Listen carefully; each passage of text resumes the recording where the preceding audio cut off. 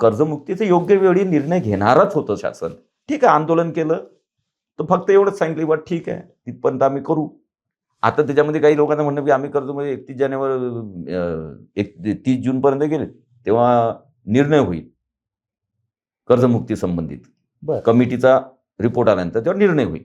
परंतु मग या वर्षीचं बसेल का नाही बसेल हे ठरवेल कोण?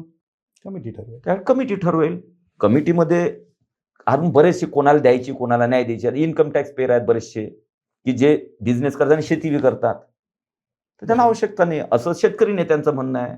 त्याच्यावर विचार केला जाईल. बऱ्याचशा गोष्टी इन्कम टॅक्स पेअर असतील, नोकरीवाले असतील, शेतकरी नेत्यांचं म्हणणं त्यांना देऊ नये. तर मग आता ते त्याच्यावर तर डायल्युशन करावं लागेल ना. प्रत्येक कोण यातले आहे कसे बसायचे त्यावेळी वेळ लागणारच आहे. बरोबर.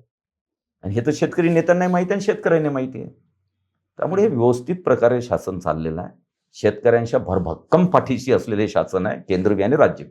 एवढं मी खात्रीपूर्वक सांगू शकतो.